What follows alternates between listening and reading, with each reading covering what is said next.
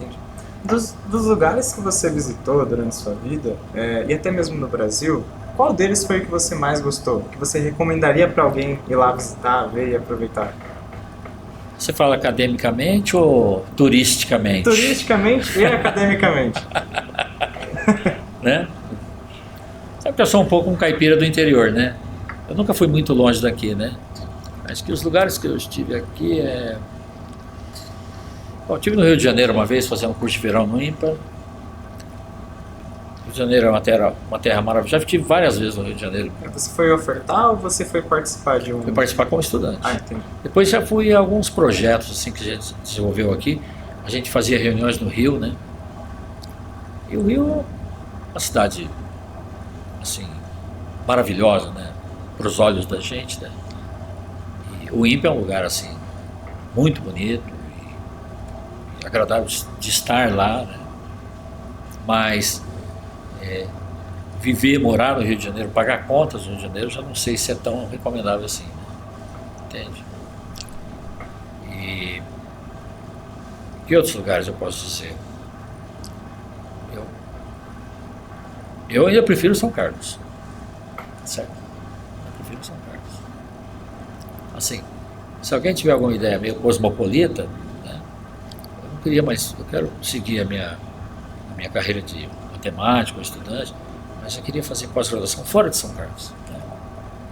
Aí você vê dentro da sua especialidade, né? Provavelmente vai ter alguma coisa para você na USP de São Paulo ou na Unicamp. Né? Por exemplo, no caso do Rafa, que é lógica, né? Tem na Unicamp, certo? E digamos, o estado de São Paulo é o melhor lugar para você viver no Brasil. Assim, esse é o meu conceito. Né? Tem lugares mais turísticos, por exemplo, Salvador, Bahia, né? Certo? Mas assim, em termos de estrutura, né? Acadêmica e recursos, né? O IME, USP e a Unicamp são excelentes. E também tem o ICMC de São Carlos, né? Não deixa a desejar, certo? São Carlos, por causa disso, é privilegiada, né? Você tem o ICMC, você tem aqui o UFSCar. É um lugar bom. Né? Eu confesso verdadeiramente que se tivesse que fazer um doutorado novamente, né? Eu acho que não precisaria ir para o exterior. Tão caipira que eu sou, né? Eu achei que eu fui meio levado por uma corrente assim da época de ir no exterior fazer doutorado. Eu achei que tive algumas vantagens, mas também houve desvantagens para a família, sabe? Né? Então eu acho que se a pessoa quer fazer um doutorado hoje, ela faz muito bem esse doutorado no Brasil. Agora, se ela tiver ideias de andar pelo mundo, né? Tem maneira de fazer, por exemplo, começar uma pós-graduação e depois fazer um complemento, né, de um ano no exterior. Essa é uma boa ideia. Né? Tipo bolsa sanduíche, que eles falam. Né? Eu acho que é melhor do que a pessoa se evadir de vez. Quanto tempo o senhor ficou na Pode? O tempo do doutorado regularmente é 4 anos. Se a pessoa for muito, digamos assim, tiver um foco muito grande nas coisas, tiver, digamos assim, uma compreensão assim destacada do que ela está fazendo, né? Talvez em 3 anos ela faça doutorado. Né? Se ela fizer o doutorado em 2 anos é porque provavelmente ela vai ganhar a medalha Fields. Né? No Brasil também. 5 anos. Um problema, se você faz um doutorado no exterior, como eu fui fazer, deu o seu prazo de doutorado, você tem que voltar para o Brasil, porque a universidade lá é paga. Normalmente você vai com uma bolsa, quem está pagando é a CAPES ou o CNPq. Né? Então, deu o seu período, você tem que voltar, porque não vai haver mais pagamento, certo, da bolsa. Agora, se você está fazendo doutorado no Brasil, deu o seu período, o que você faz? Vai trabalhar de garçom. E continua estudando. Né? Não precisa mudar de país. Sim. Quando você estava lá, você ficou lá direto ou você voltava? Não, eu vim. Uma vez eu vim para rever a família, essas coisas, né? Meu filho Pedro nasceu lá. O Pedro Valim Sampaio. Uhum. Nasceu nos Estados Unidos. A sua esposa ficava lá com você? A sua esposa ficava lá com você? Foi comigo, ficou cuidando das crianças. É um atraso na vida das mulheres. Quando seguem seus maridos, se elas não tiverem assim, um foco acadêmico também, elas vão ficar cuidando das crianças. O que para as crianças é ótimo, né? Mas para as mulheres pode não ser. Entendeu? Desenvolvimento profissional, essas coisas. Dos projetos e atividades que você realizou, principalmente quando já era professor, qual que você mais gostou, que você mais se identificou e curtiu fazer? Olha, eu nunca fui um pesquisador de verdade, né?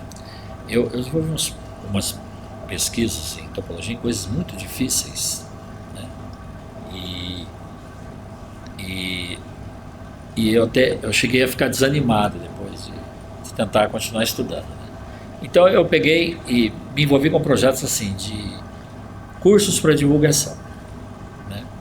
Tanto na topologia, né, que rodei aí há muito tempo oferecendo um curso de topologia assim com bases intuitivas, né? Então fazia vários desses encontros de matemática, sabe, que as faculdades fazem, né? Ficava passeando igual um circo assim, né? Você ia em várias universidades, faculdades? Para mostrar o meu curso de topologia, que era acessível para estudantes até do primeiro ano, né? Com maior forte ênfase geométrica e tal, né? E aí, ainda bem que depois orientei vários alunos também a essa iniciação científica, né? Trabalhos de conclusão de curso que vieram depois, nesse sentido, sabe? Estude um pouco de topologia que não seja tão sofisticada, né? E que seja assunto prazeroso, né, de você estudar, certo? E aí depois, ainda bem que começou o mestrado profissional, veio primeiro o nosso PPGCE e depois o Profimate. Então eu falei, agora eu tenho alguma coisa para fazer aí dentro, né? Certo? Aí depois me envolvi muito com história da matemática, né? Tem algumas coisas escritas, tem até a intenção de publicar um livro um pouco diferente, né, sobre o assunto, mas com ênfase em resolução de problemas, né? E escrevi muitos textos para graduação também, como de estruturas algébricas, de teoria dos números, de cálculo, né? Alguma coisa publicada, outra está engavetada. Depois teve aquela época que Pedro Malaguti, que é um grande amigo, né,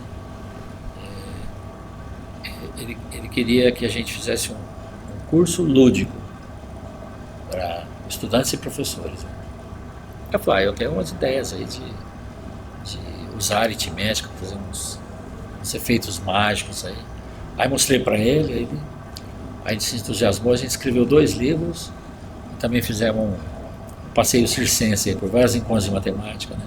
Mostrando material. Que é aquele de mágicas com números, mágicas matemáticas, né? Então essa aí foi uma praia que eu gostei muito de explorar, né? Ainda exploramos isso aí. A gente fica... recentemente eu estive apresentando essas coisas em várias escolas estaduais aqui da região. São Carlos, Ibaté, né? Araraquara. Tá ótimo para mim, estou satisfeito. Para alguém que está entrando na matemática ou que não sabe muito sobre matemática, como você descreveria o que é topologia? E também, o que estuda história da matemática? São assuntos de seu interesse. Bom, começar pela história da matemática é o melhor, porque assim a gente desmistifica muito essa coisa de que as coisas já caíram do céu prontas em algum momento, né? E quando você aprende, por exemplo, esse conceito de número negativo, que é uma coisa banal hoje em dia, né? Até há 3 séculos atrás não era muito aceito, você fica mais conformado, né? Certo? E que, digamos assim, e que, por exemplo, o sinal de igualdade foi inventado há pouco mais de 500 anos, né? você já fica mais conformado, né? Então, porque as ideias matemáticas são assim, elas vão evoluindo ao longo do tempo. E digamos assim, é a união do esforço de muitos. Então, tem esse sentido de mostrar que não é um cara só que foi o mentor daquela ideia. Teve toda uma convergência de pensamento, né? E foi aperfeiçoando um conceito, certo? Até chegar a um certo estado da arte, né? É claro que tem mentes brilhantes nisso tudo, tá certo? Se você for teoria de equações diferenciais, né? Você vai ver que teve gente envolvida com isso aí, assim, com grande capacidade intelectual e ideias muito brilhantes, né? Acho que a topologia ela veio mais do âmbito da geometria do que pode parecer, né?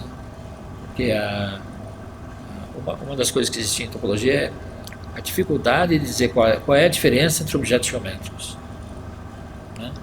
Certo?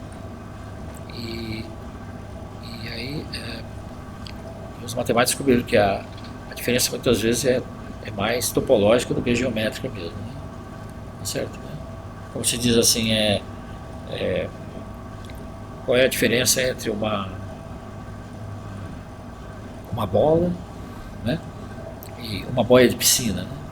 Como você conta a diferença entre uma coisa e outra? Então, essa diferença vem da topologia. Mas a topologia não estudou só isso. Quem iniciou a topologia foi o Poincaré, né, na virada do século XIX para o século XX. E é porque ele estava estudando...